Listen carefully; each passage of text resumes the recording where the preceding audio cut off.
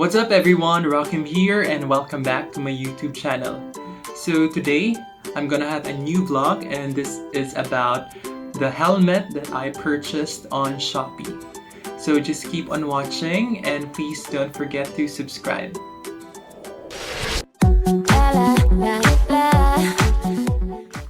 By the way guys, just recently, 2 weeks ago, I purchased my first and brand new scooter which is from Honda, and that is the ADV 150. And I've been thinking about it for months.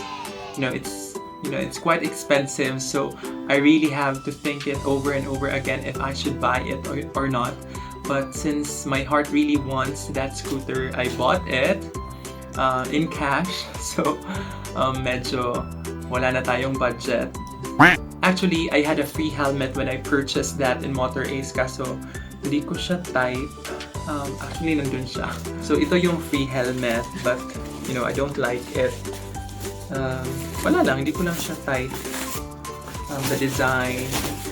So, I'm gonna sell this one, maybe online. Yeah. And, what I like about the purchase I had in Motor Ace is my freebie akong ganito, helmet, and then I also brought my vaccination card, which, gave me the opportunity to have 5 kilograms of rice. So, yeah guys, kung dito kayo sa Negros Oriental and you already are vaccinated, just go to Motor Ace if you want to purchase a motorcycle or a scooter, and they will give you 5 kilograms if you have a vaccination card. So ayun na nga, meron nga akong free na scooter, free na helmet, but di ko siya type because the ADV 150 that I purchased was the pearl fadeless white, and I wanted to travel while wearing a white helmet. So may na-purchase ako from Shopee. Salamat Shopee. So this is the SECHelmet. Yes, it's not a full face helmet because for me it's not really comfortable since I'm confident naman na hindi ako malakas. I drive very gently. So, alam ko naman na I'll be safe. Yes, so hopefully, we'll just have to pray while traveling, no? Kaya I only purchased the half-face helmet from Shopee. So guys, actually, inopen ko na to bubble wrap a while ago, and I'm gonna open this one now. Yeah, so I'll put it on the link down below kung saang store ko to binili. And what I like that store is that they were able to send me pictures before they sent the parcel to me. So this was really bubble wrapped. Kaya ipapakita ko muna yung pictures, okay?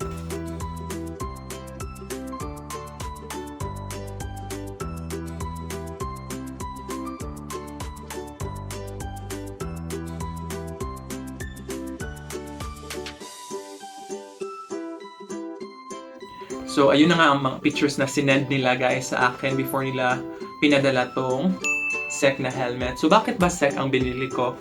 SECH has really good quality, and, the company has a lot of products since 1970s or 80s, and they're really trusted. And, of course, medyo maliit na yung budget natin kasi mahal yung scooter na nabili ko. So, ayun na, doon na pumunta yung pera natin. And when we talk about quality, it's really good. And it's more affordable compared to Evo and Spider. Medyo mahal talaga yung mga helmet na yun. Pero of course, it's still your own preference. But if you want to save from your budget and save money and have good quality of helmet, then SECH will really a good product for you. So let's open this one. Bakit black?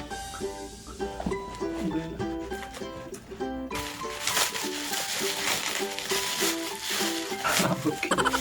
Ano lang pala ang bag. Ang bag niya ang black. Okay, this one. And I also purchased a Kobe helmet disinfectant spray also from that store, T-Motors. Again, I'll put it down below, the link in Shopee. So ito na guys, yung helmet. Okay? Bubble wrap siya.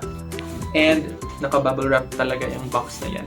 Actually, the seller told me na, bakit pagdating parang yupi-yupi na yung box? Because he was actually really shocked. Kasi when he sent it to me, napakaganda pa ng box before nila binubble wrap. So yeah, maybe JNT baka tinapon.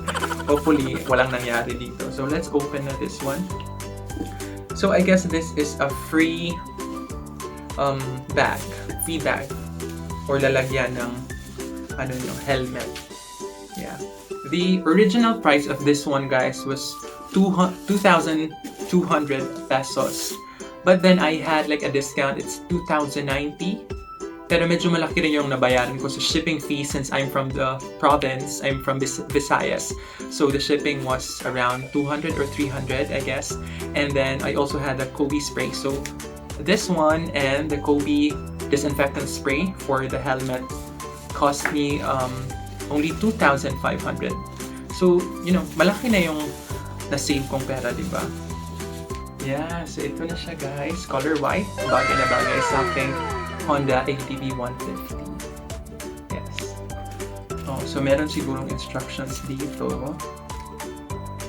Oh, let's try to fit it. Let's get the sticker first. It's written here, SECHelmet. On Facebook, SECHelmet. Moto Supply. Scratch resistant visor or visor. Nakalagay nga dito 2,200 but I only got it for 2,090. Yeah, so if you're from the province, of course, expected mo talaga medyo mahal na yung shipping fee. Okay, yes, yan. Kabago. Wala pang dent. So let's try to fit it, guys.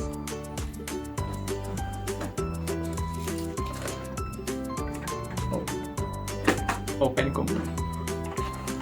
Teka.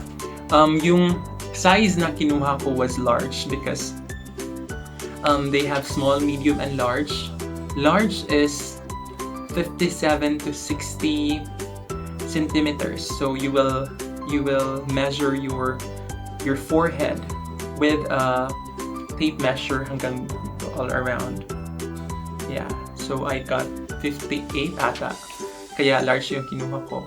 And it really fits me well.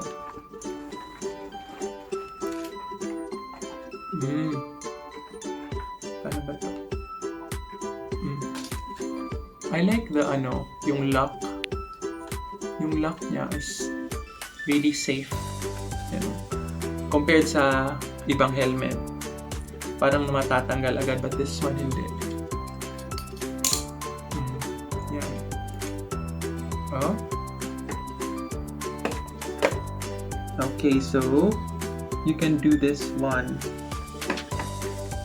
Or nakita ko to ipo-pull or push. I'm not sure. Dito ba yun? Saan ba yun?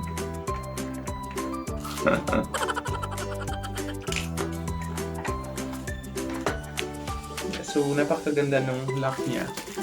Papakita ko sa inyo. It's mahaba compared sa ibang helmet. And naa-adjust siya sa level. Of course, gusto ko talagang napakahaba. So, how to unlock it? Just pull this up. This red string. Again, let's push it.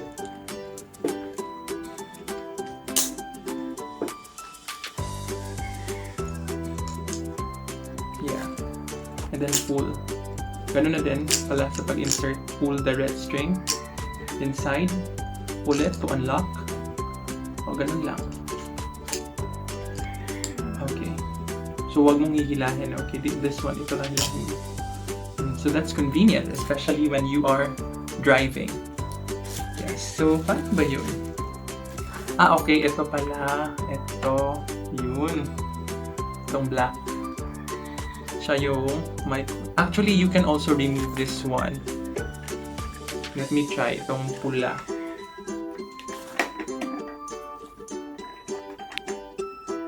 Mahirap pala. Okay, later na. I'm not planning naman to take that off kasi Gusto ko nandyan lang din yan. Okay, so ito, pull down. Oh, diba? Oh, so yan na siya guys. Then, pull up and pull down. Okay, and this one. Gusto nyo double yung ano nyo? Oh, diba? You can pull up. Saan yun? Pull up. Up, down, up, down. Yes. Oh, so may sticker talaga siya dito. Parang may code. QR code. So it's really original. Yes. So I'm really excited to wear this one when I travel in a long distance soon. Kaya guys, thank you for watching, and please don't forget to like, share, subscribe, and comment down below so that I can also give my support to your channel. Bye-bye! See you!